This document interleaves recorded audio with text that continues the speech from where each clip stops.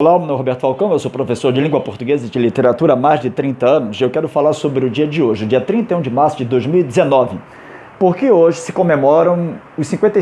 Na verdade não se comemora nada. Como assim? Deixa eu fazer deixa eu voltar um pouquinho a fita. A literatura não é uma ciência, a literatura é uma arte e, como tal, ela não tem compromisso direto com a verdade, ela tem compromisso com a beleza. O que aproxima arquitetos, poetas e bailarinos é que somos todos preocupados com a beleza. Mas a história não. A história é uma ciência. A história tem a ver com a busca da verdade. O que aproxima historiadores, matemáticos e físicos é que todos eles procuram uma verdade que possa ser comprovada. E para comprovar a verdade existem documentos, existem fotos, existem registros. Pois é. E nesse sentido, tudo o que se armou nesse governo federal atual para comemorar os 55 anos de uma suposta revolução gloriosa que permitiu, através da intervenção militar, a manutenção da democracia no Brasil é falso. Sabe por que é falso? Porque a democracia não foi mantida. O que começou foi uma ditadura. Inclusive com privação de liberdade, inclusive com tortura, inclusive com censura, com todos os requintes que uma ditadura tem. 2. Porque não havia tal ameaça comunista da qual nós seríamos salvos. Sabe como eu sei que não havia tal ameaça comunista? Porque o Brasil recentemente passou por 13 anos de governo de esquerda e não virou um país comunista. Não, o Brasil nunca foi um país comunista. Mesmo o governo de esquerda desses 13 anos, tendo uma popularidade durante um período razoável, muito maior do que qualquer outro presidente teve em qualquer momento da história.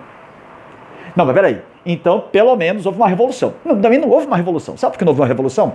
Porque uma revolução pressupõe um confronto militar. E esse confronto militar não aconteceu porque o presidente João Goulart preferiu que ele não acontecesse, mesmo tendo apoio de diversos grupos militares que sustentariam o seu governo.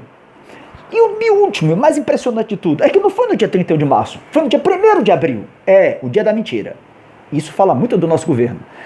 Não, peraí, Falcão, você está conversando. Não. No dia 31 de março, o que aconteceu é que o general Olímpio Mourão e o general Carlos Guedes começaram uma marcha pela manhã de Minas Gerais na tentativa de depor o governo de João Goulart. Começaram a marcha. Também aconteceram conflitos no dia 31 de março, no Rio de Janeiro, na tentativa de prender líderes sindicais, que inclusive alguns deles nem foram presos.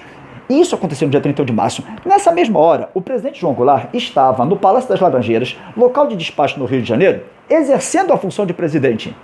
Só no dia 1º de abril, o presidente João Goulart teria saído por volta aí das 11h, meio-dia, talvez um pouquinho depois, entre meio-dia e 1h, do Rio de Janeiro para Brasília.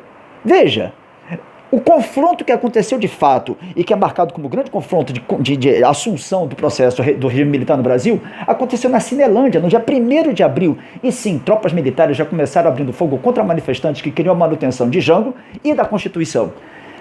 Para melhorar essa história toda, só dá para falar que João Goulart deixou de ser presidente no Brasil quando ele abre mão do governo, porque não houve confronto militar direto, e sai de Brasília e vai para a região sul do país. Isso acontece dia 1º de abril. Na verdade, ele chega na região sul do Brasil por volta das 2h da madrugada do dia 2 de abril. Mas veja, por que eu estou falando tudo isso?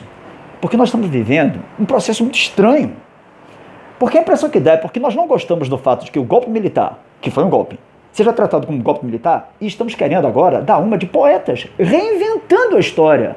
Só que a história, meus queridos, é uma ciência. E uma ciência se faz com documentos. Tem registro, tem datas, sabe? E é muito esquisito que um professor de literatura tenha que fazer papel de historiador.